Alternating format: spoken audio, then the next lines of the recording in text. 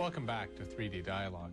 According to Buddhist tradition, contemplation and meditation on death and impermanence is regarded as very important, because it is only by recognizing how precious and short life is that one is most likely to make it meaningful and to live it fully. And by understanding the death process and familiarizing oneself with it, one can remove fear at the time of death and ensure a good rebirth. Joining me in studio to tell us about the concept of death and funeral rites in Buddhism is Sean Hillman, a Buddhist and hospice worker at St. Michael's Hospital here in Toronto. Thanks for coming back on the show. Thank you. Now, obviously Buddhism, I feel, looks at death and looks at funerals really in a much different way than other faiths.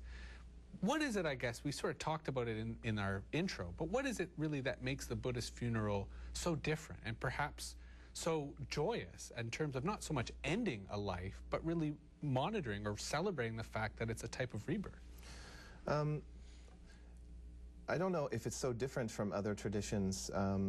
Maybe there's a greater emphasis on death because we see it as the moment before death actually takes place, the moment before the mind moves to the in-between state and then moves on to a new life is crucial. It's seen as crucial. Mm-hmm. So it can be safely said that in Buddhism, our whole life is preparing, practicing for that moment of death. His Holiness the Dalai Lama, one time I heard him say that he's a little bit excited about that possibility. Maybe will he or will he not pass the test, meaning will the death process be easy or difficult? Mm-hmm. So well, let's just for a moment, what is this process? I mean, I've read about it myself, but I'm curious just for our audience, this moment before death, can you maybe describe not just its significance, but almost sort of hypothetically what it involves? During the process of dying, each of the elements in a particular order dissolve. And in my time with people who have been dying, you can see some of these signs. There are inner visions that people have, and they're displayed outwardly. For example, when we're turning people who are dying, if they're at a stage where the earth element is dissolving, they feel like they're falling. Mm-hmm. So even though we have them close, we have the side rails up, they say, oh, I'm falling, I feel like I'm falling. That is a sure sign that the earth element is dissolving. There is a dryness of the mouth, the water element is dissolving, some of these things. And with each of these elements dissolving, there's a particular vision that the person is seeing inside. Mm-hmm. If one knows about these visions, if one knows about this process in advance, like you said, preparing for this, it makes it easier. It makes it that it actually can be a smooth process. It can be a peaceful process, and the reason why we want this to be smooth and peaceful and even happy, virtuous state of mind at the moment before death, is it creates the cause for a better rebirth. If it's disturbing, if it's an accident, it's not impossible to have a good rebirth, but it makes it more difficult because that last moment actually is the springboard into the next life. So we want it to be happy, peaceful, and virtuous, if possible. Now, you brought some pictures today that I think illustrate some of the funeral rites or some of the aspects, but maybe you can go through them and share with our audience their significance. Let's look at those pictures now. Here we have a Tibetan who's preparing a sky burial in Tibet. Often people bring the corpse to the top of a mountain, and the corpse is ground up and flour is added, and it's given as food to vultures. It's not a popularly attended event, usually just a very close family. It's also difficult because this is the body of a former loved one. But it is an act of generosity. It's a way of accumulating merit for both the person who has passed away and also the surrounding people who are engaging in the sky burial. Here we have corpse in meditation posture. This is Kirti Sentra Rinpoche, one of my teachers, one of the teachers of His Holiness the Dalai Lama. When he passed away, as many beings, high beings do, they're actually in meditation and they don't leave the body right away. This is the cremation of Kirti Sentra Rinpoche. And these are widely attended events because special things sometimes happen when holy beings are cremated, and when they die there are often environmental signs such as rainbows. In the ashes there are often relics. There you can see in the black in the middle, this is the skull of Kirti Sentra Rinpoche. From the bones often icons appear. And this, you could say it's slightly mysterious why this happens, but it's an indication of the level of realization that these beings have, that they can actually transform matter. Here we have this is my favorite picture of Shakyamuni Buddha bathing a dying monk. The monk was left for dead by his fellow monks. They considered him to be useless because he was sick, and the Buddha admonished them and said that we are a community, that we don't have families, we need to take care of each other until we die or get better, and he made that a very grave rule to break. Mm-hmm. And here we have Shakyamuni Buddha in Kushinagara. He laid down on his right side when he passed into parinirvana, or moved on from that particular form. And Buddhists want to emulate this because there is a particular reason why the right side is beneficial for leaving the body at death. It opens up the channels in a particularly helpful way. So we try to, and we also contemplate the Buddha and at his passing too when we lie on our right side, when we sleep and we are getting ready to pass away. At the time of death, before and afterwards, it's very useful for family members and also for people who are dying to have images of the Buddha, if they're Buddhist, of course. If they're not, because this is a multi-faith show, it's good to say that it's important to have images around, or people and ideas and chanting that make us feel better according to our practice. This is a medicine Buddha. In Tibetan Buddhism and in Indian Buddhism, medicine Buddha is a Buddha that we contemplate and we try to emulate, particularly in relation to healing ourselves and helping to heal others, and the time of death, very important. Many Buddhists, most Buddhists on the planet, I would say, look to Amitabha Buddha, the Buddha of long life or infinite light, at the time of death, particularly because we want to go to his pure land.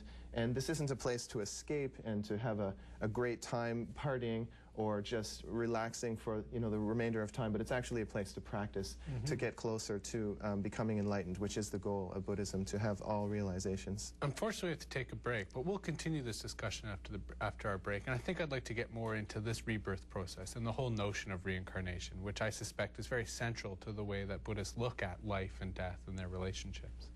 I'm speaking with Sean Hillman, a Buddhist and hospice worker. We'll be back with more after this short break. You're watching 3D Dialogue.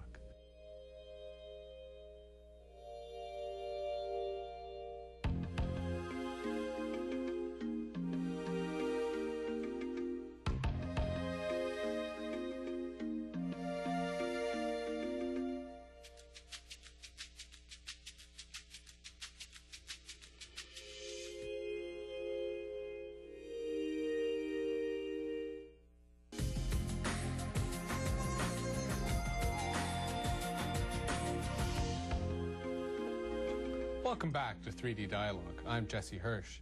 In the previous segment, we talked about funeral rites and the concept of death in Buddhism.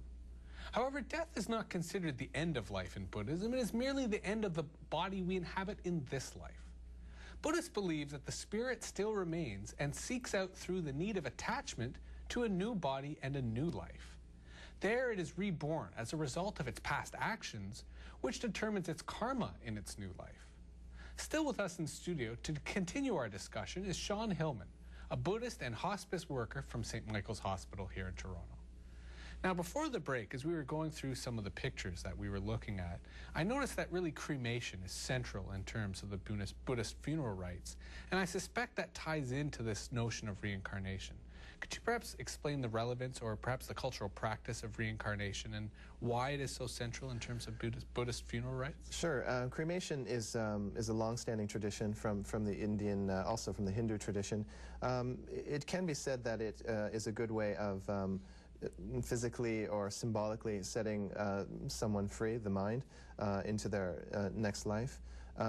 As we saw before, too, there is a tradition of sky burial in Tibet, which is an act of generosity, and also another way of letting go of the form that we've left behind. I think originally in India, too, it had to do with space, maybe a practical concern, too. His Holiness the Dalai Lama mentioned recently, which was a bit of a surprise to me because of the practice of cremation being so popular in Buddhist practices, that he thinks that environmentally burial might be even better, because with cremation there are some fumes that are released in the atmosphere. His Holiness is quite the environmentalist, so he suggests that we can use burial as a method of post-mortem care, and also plant a tree on top of where the person has been buried. Sort of ensuring that their spirit is able to move on, is that? Not for that reason, but mainly to consider the environment. Right. The mind, at the point where the body is disposed of by fire or as food or in the ground through decomposition, the mind is already left. So that's not a concern at that point. There is a time before disposal of the body where the mind has not left, on average about 3 days, and this is why it's important after death for there to be silence, for the body not to be shaken or disturbed, so that, again, the process from moving from one life to another is easy and smooth. Now, it strikes me in terms of the misconceptions or perhaps people's false perceptions of Buddhism has to do around reincarnation, that a lot of people perhaps overemphasize or place false meaning on reincarnation within Buddhism. And yet it strikes me there's a randomness to the reincarnation. It's not that deliberately you know your past lives, but in fact there's almost a disconnection between what we think of as our personality and what is really our spirit as it moves from one body to another. Am I correct in identifying that difference between how we perceive and actually how it's observed within Buddhism? I guess how it actually is, in my meager understanding, is that there is a disconnect between life to life with an ordinary being, because the process is traumatic of moving from lifetime to lifetime. Although it is possible to remember, the Buddha himself spoke many times to encourage us to think about reincarnation, that what happens in the future is going to be determined by what we do now. It's to encourage us to think about karma, to think about cause and effect. This is I feel, for me, it's the main importance of contemplating reincarnation, is to change now, to get busy with doing things which will improve our lives and others. The main thing about reincarnation, not who will I come back as or what will I come back as. There is a big emphasis on coming back as animals. People have this very strong idea in our culture, I find, that animals have it easy, they have it really good, and it's true. Compared to the dogs that I've met in India and Nepal and here, our dogs here are very lucky. They have very good karma. The bottom line for the animal realm, though, is they don't have the upper faculties. They can't practice spirituality as much as we like to think, oh, my cat is so smart, he does this and that. It's true. There are different levels of abilities. Still, they cannot practice spirituality. I recommend for people not to think about coming back as something other than a being who is able to practice, because it's so important for us to get busy, and so that we can become beneficial to others and transform our world. Very difficult as an animal, and so much suffering that when we leave, they're anxious. When we come back, they're anxious. A lot of anxiety in that realm. There is a disconnect, right, between lifetime to lifetime. We can remember our previous lives. The Buddha remembered all of his previous lives. Well, and it strikes me, is there a gradient between, let's say, someone who has really achieved a certain level of nirvana, of eradicating the suffering within them, but yet perhaps hasn't achieved total enlightenment? Will their reincarnation be easier because they prepared themselves for that moment of death? Definitely. It's a great thing to consider. The more practice we do, the easier death will be. The more of the harm or problems we've caused in this life for ourselves and others that we deal with, the less we'll have to deal with those things like a tidal wave at death. It doesn't have to be like that. It can be like just a few little things we've got to clean up and see you later, guys. I'll see you soon.